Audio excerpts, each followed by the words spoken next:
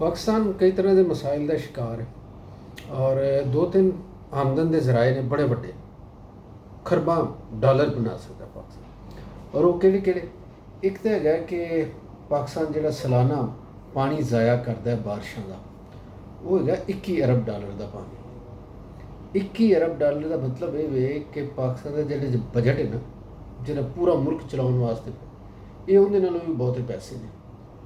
और असी जो 1 अरब 2 अरब डॉलर के पिछे IMF और आलमी इदारे की मिन्नतां करने उन्हें तो भी जान छुट सकती। सिर्फ एक काम करिए तो जिन्नी बारिश होंगी वो पानी बचा लीए। ये किवें पानी बचाया जाएगा ये भी मैं तुहानूं दसांगा। कुछ पॉइंट्स मैं माहिरीन नाल गल कीती ते वो मैं नोट डाउन कीते ने, तुहाडे नाल शेयर करांगा। दूसरा है कि असी दरख्त लगाइए।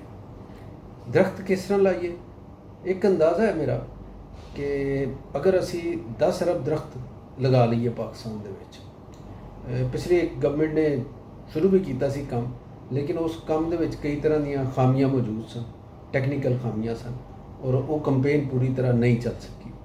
लेकिन अगर असी 10 अरब दरख्त लगा लीए तो तुसी यकीन करो कि 3 साल तो बाद पाकिस्तान की जिहड़ी कौमी दौलत है उनदे विच कोई 1 लाख अरब रुपए का इजाफा होगा। 1 लाख अरब रुपया इनू मैं किवें समझावां? ये पैसे इन्ने बहुत ने कि ना तुहाडी समझ च आएंगे तो ना मैं पूरी तरह गल कर सकदा। बस ये समझ लो कि तुसीं 1 लाख अरब रुपया जिहड़ा है ये पाकिस्तान के खजाने दे विच आ सकदा है। तो दूसरा इहदा फायदा ये होगा कि असी लखां अरब डॉलर खर्च करके जिहड़ी ऑक्सीजन नहीं ले सकते, जिहड़े अपने मुल्क की माहौलियात की इसलाह नहीं कर सकते, वो भी इहदे नाल हो जाएगी।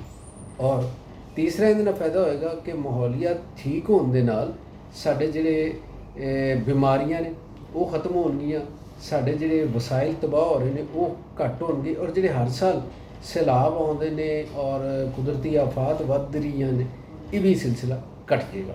यानी एक काम दे नाल कई सारे ऐसे काम जुड़े हुए हैं जिहड़े पाकिस्तान की दौलत भी वधाउणगे और जिहड़ा खसारा ऑलरेडी हो रहा है उस खसारे नूं भी खत्म करनगे।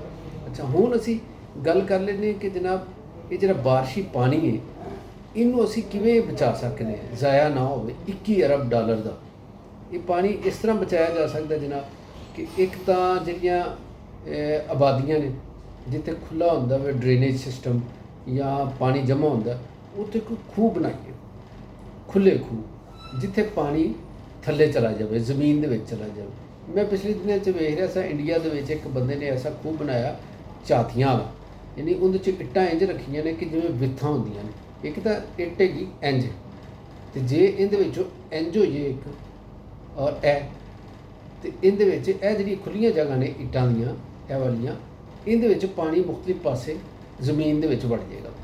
और इहदा कहंदे ने बड़ा फायदा होया उत्थे कि जमीन का जिहड़ा जेरे जमीन पानी है वो उत्ते आ गया, यानी डूंगा नहीं रहा, पानी उत्ते आ गया और सैलाब आने बंद हो गए ने और लोगों दी जमीनां जिहड़ियां बर्बाद हो जांदियां सी, खेतियां बर्बाद हो जांदियां सी, वो भी बच गईयां।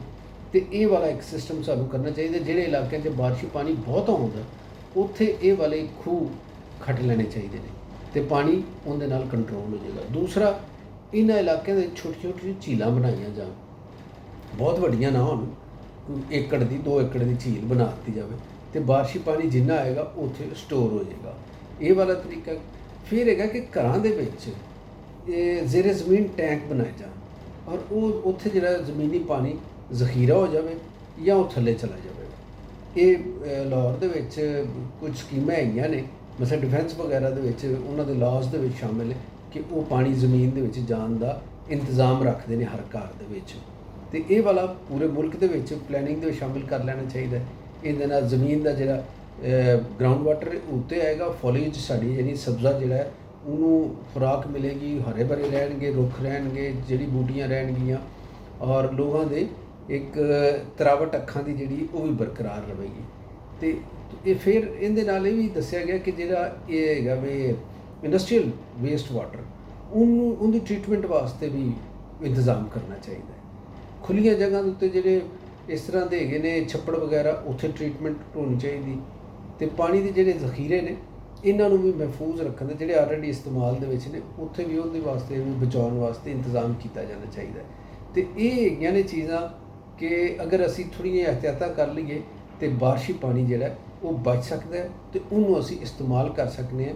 ਉਹ ਜਿਹੜੀਆਂ ਬੰਜਰ ਜ਼ਮੀਨਾਂ ਨੇ ਜਿੱਥੇ ਆਬਪਾਸ਼ੀ ਦਾ ਇੰਤਜ਼ਾਮ ਨਹੀਂ ਹੈਗਾ, ਉਹਨਾਂ ਨੂੰ ਸੈਰਾਬ ਕਰਨ ਵਾਸਤੇ ਇਹਦਾ ਇੰਤਜ਼ਾਮ ਮੈਂ ਤੁਹਾਨੂੰ ਦੱਸਿਆ ਕਿ ਫਾਇਦਾ ਸਾਨੂੰ ਕੋਈ 21 ਅਰਬ ਡਾਲਰ ਦਾ ਸਾਲਾਨਾ ਹੋ ਸਕਦਾ ਹੈ। ਔਰ ਅੱਜ ਕੱਲ੍ਹ ਚੂँਕਿ ਮੂਨਸੂਨ ਹੈ, ਇਸ ਵਾਸਤੇ ਇਹ ਦੋਵੇਂ ਗੱਲਾਂ ਮੈਂ ਤਾਂ ਛੇੜੀਆਂ ਕਿ ਇਹਨਾਂ ਦਾ ਤਲਕ ਮੂਨਸੂਨ ਦੇ ਨਾਲ ਹੈ। ਮੂਨਸੂਨ ਦਾ ਸੀਜ਼ਨ ਸ਼ੁਰੂ ਹੋ ਰਿਹਾ ਤੇ ਅਸੀਂ ਹੁਣੇ ਤੋਂ ਪਾਣੀ ਬਚਾ ਸਕਦੇ ਹਾਂ। ਇਹ ਅਸੀਂ ਕਮਿਊਨਿਟੀ ਦੀ ਸਤ੍ਹਾ 'ਤੇ ਵੀ ਕਰ ਸਕਦੇ ਹਾਂ, ਇੰਡੀਵਿਜੂਅਲ ਲੈਵਲ ਦੇ ਉੱਤੇ ਵੀ ਕਰ ਸਕਦੇ ਹਾਂ ਤੇ ਗਵਰਨਮੈਂਟ ਦੇ ਨਾਲ ਮਿਲ ਕੇ ਵੀ ਅਸੀਂ ਕੋਈ ਵੱਡਾ ਪਲਾਨ ਜਿਹੜਾ ਉਹਦੇ ਉੱਤੇ ਵੀ ਅਮਲ ਦਰਾਮਦ ਕਰ ਸਕਦੇ ਹਾਂ। ਤੇ ਜੇ ਅਸੀਂ ਨਹੀਂ ਕਰਾਂਗੇ ਤੇ ਸ਼ਹਿਰਾਂ ਦੇ ਵਿੱਚ ਅਰਬਨ ਫਲੱਡ ਜਿਹਨੂੰ ਕਹਿੰਦੇ ਨੇ ਕਿ ਜ਼ਮੀਨਾਂ ਕੱਚੀਆਂ ਨਹੀਂ ਰਹਿ ਗਈਆਂ, ਪੱਕੀਆਂ ਹੋ ਗਈਆਂ ਨੇ, ਤੇ ਉਹ ਜਨਾਬ ਸੈਲਾਬ ਬਣ ਜਾਂਦਾ ਬਾਰਿਸ਼ਾਂ ਦਾ। ਫਿਰ ਰੋਡ ਦੇ ਦਾ ਨੁਕਸਾਨ ਕਰਦਾ, ਸੜਕਾਂ ਵੀ ਖਰਾਬ ਹੁੰਦੀਆਂ ਨੇ, ਇਮਾਰਤਾਂ ਤਬਾਹ ਹੁੰਦੀਆਂ ਨੇ ਔਰ ਲੋਕਾਂ ਦੀ ਆਮਦੋਰਫਤ ਜਿਹੜੀ ਉਹ ਵੀ ਉਹਦੇ 'ਚ ਹਰਡਲਸ ਪੈਦਾ ਹੁੰਦੀਆਂ। ਅੱਛਾ, ਹੁਣ ਆਇਆ ਪੌਦਿਆਂ ਦਾ ਕੀ ਕਰੀਏ? ਤੇ ਪੌਦਿਆਂ ਵਾਸਤੇ ਮਾਹਿਰੀਨ ਕਹਿੰਦੇ ਕਿ ਇਸ ਸੀਜ਼ਨ ਦੇ ਵਿੱਚ ਜ਼ਿਆਦਾ ਤੋਂ ਜ਼ਿਆਦਾ ਨਰਸਰੀਆਂ ਬਣਾਈਆਂ ਜਾਣ। ਫਿਰ ਲੋਕ ਥੋੜ੍ਹੇ ਜਿਹੇ ਆਪਣੇ ਜਿਹੜੇ ਰਹਿਣ ਸਹਿਣ ਉਹਦੇ ਤਬਦੀਲੀ ਕਰਨ, ਬਜਾਏ ਇਹਦੇ ਕਿ ਤੁਸੀਂ ਕਿਸੇ ਨੂੰ ਮਿਠਾਈ ਦਿਓ ਜਾਂ ਕੁਝ ਬੁਕੇ ਦਿਓ, ਇਹਦੇ ਨਾਲੋਂ ਬਿਹਤਰ ਹੈ ਕਿ ਤੁਸੀਂ ਪੌਦੇ ਗਿਫਟ ਕਰੋ। ਪੌਦੇ ਬਹੁਤ ਕੀਮਤੀ ਵੀ ਮਿਲਦੇ ਨੇ, ਬਹੁਤ ਸੋਹਣੇ ਪੌਦੇ ਵੀ, ਫੁੱਲਾਂ ਦੇ ਵੀ ਹੈਗੇ ਨੇ, ਆਰਨਾਮੈਂਟਲ ਪਲਾਂਟਸ ਵੀ ਹੈਗੇ ਨੇ, ਤੇ ਤੁਸੀਂ ਉਹ ਪੌਦੇ ਲੋਕਾਂ ਨੂੰ ਗਿਫਟ ਕਰਨ ਦਾ ਇਹ ਕਰੋ ਰਿਵਾਜ। ਫਿਰ ਜਿਹੜੇ ਮਲਟੀ ਸਟੋਰੀ ਲੋਕ ਰਹਿੰਦੇ ਨੇ, ਬਹੁਤ ਸਾਰੀਆਂ ਜਿਹੜੀਆਂ ਮੰਜ਼ਿਲਾਂ ਵਾਲੀਆਂ ਇਮਾਰਤਾਂ ਨੇ, ਉਹਨਾਂ ਲੋਕਾਂ ਨੂੰ ਚਾਹੀਦਾ ਕਿ ਬਾਲਕਨੀ ਗਾਰਡਨਿੰਗ ਦਾ ਇੱਕ ਕਨਸੈਪਟ ਹੈਗਾ ਕਿ ਜਿੱਥੇ ਉਹਨਾਂ ਦੀ ਬਾਲਕਨੀ ਹੈਗੀ ਉੱਥੇ ਕੁਝ ਪੌਦੇ ਉਗਾਉਣ ਦਾ ਇੰਤਜ਼ਾਮ ਕਰਨ। ਇਹਦੇ ਨਾਲ ਵੀ ਥੋੜ੍ਹਾ ਬਹੁਤ ਫਰਕ ਪਏਗਾ। ਫਿਰ ਜਿਹੜੇ ਸਟੋਰ ਨੇ, ਗਰੋਸਰੀ ਸਟੋਰ, ਉੱਥੇ ਬੀਜ ਰੱਖੇ ਜਾਣ ਮੌਸਮੀ, ਫਲਦਾਰ ਔਰ ਸਬਜ਼ੀਆਂ ਦੇ, ਇਹਨਾਂ ਪੌਦਿਆਂ ਦੇ ਔਰ ਸਬਜ਼ੀਆਂ ਦੇ ਬੀਜ ਉੱਥੇ ਹੋਣੇ ਚਾਹੀਦੇ ਨੇ। ਤੇ ਇਹ ਜਨਾਬ ਖਾਲੀ ਜ਼ਮੀਨਾਂ ਜਿਹੜੀਆਂ ਨੇ ਕਾਫੀ ਸਾਰੀਆਂ ਸਰਕਾਰੀ ਹਾਲੇ ਵੀ ਹੈਗੀਆਂ ਨੇ, ਸਰਕਾਰ ਨੂੰ ਚਾਹੀਦਾ ਉੱਥੇ ਸ਼ਜਰਕਾਰੀ ਦਾ ਇੰਤਜ਼ਾਮ ਕਰਤਾ ਜਾਵੇ। ਤੇ ਇਹਦੇ ਨਾਲ ਇਹ ਜਿਹੜਾ ਮੈਂ ਤੁਹਾਨੂੰ ਦੱਸਿਆ ਸੀ ਕਿ 1 ਲੱਖ ਅਰਬ ਰੁਪਇਆ 2-4 ਸਾਲਾਂ ਦੇ ਵਿੱਚ ਤੁਹਾਡੇ ਕੋਲ ਆ ਸਕਦਾ, ਯਾਨੀ ਮੁਲਕ ਕੋਲ ਆ ਸਕਦਾ। ਤੇ ਇਹ 2-3 ਸਟੈਪ ਨੇ। ਅਗਰ ਕੋਈ ਗਵਰਨਮੈਂਟ ਸੰਜੀਦਗੀ ਦੇ ਨਾਲ ਕੰਮ ਕਰੇ ਤੇ ਇਹਦੇ ਨਾਲ ਬਹੁਤ ਸਾਰਾ ਫਾਇਦਾ ਪਾਕਿਸਤਾਨ ਨੂੰ ਫੌਰੀ ਤੌਰ 'ਤੇ ਹੋ ਸਕਦਾ। ਯਾਨੀ ਇੱਕ ਗਵਰਨਮੈਂਟ ਦੀ ਟੈਨਿਓਰ ਲਾ ਲਓ ਨਾ, ਕਿ ਹੁਣ ਅਗਰ ਗਵਰਨਮੈਂਟ ਇਹ ਆਈ ਹੈ ਤੇ 2024 ਦੇ ਵਿੱਚ ਤੇ ਇਹਨੇ 29 ਤੱਕ ਰਹਿਣਾ, ਤੇ ਇਹ 5 ਸਾਲ ਦੇ ਵਿੱਚ ਇਹ ਇਹੋ ਜਿਹੇ ਕਈ ਪ੍ਰੋਜੈਕਟ ਮੁਕੰਮਲ ਕਰ ਸਕਦੀ।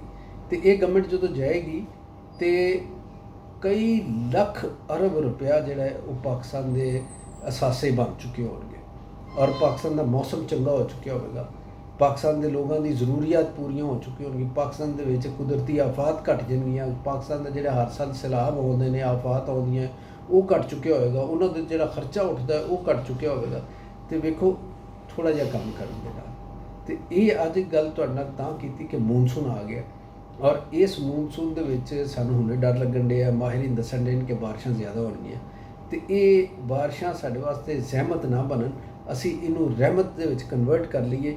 ਤੇ ਇਹਦੇ ਵਾਸਤੇ ਜੋ ਮੈਂ ਤੁਹਾਡੇ ਨਾਲ ਗੱਲਾਂ ਸ਼ੇਅਰ ਕੀਤੀਆਂ ਨੇ, ਇਹ ਗੱਲਾਂ ਅੱਗੇ ਲੋਕਾਂ ਨਾਲ ਵੀ ਪਹੁੰਚਾਓ, ਇਹ ਵੀਡੀਓ ਵੀ ਸ਼ੇਅਰ ਕਰੋ ਔਰ ਜਨਾਬ ਕੁਝ ਆਪਣੇ ਤੌਰ 'ਤੇ ਜੋ ਤੁਹਾਡੇ ਕੋਲ ਹੋ ਸਕਦਾ ਹੈ ਇਸ ਮੁਲਕ ਵਾਸਤੇ, ਇਸ ਧਰਤੀ ਵਾਸਤੇ, ਉਹ ਵੀ ਜ਼ਰੂਰ ਕਰੋ। ਤੇ ਜਿਉਂਦੇ ਰਹੋ, ਹੱਸਦੇ ਰਹੋ।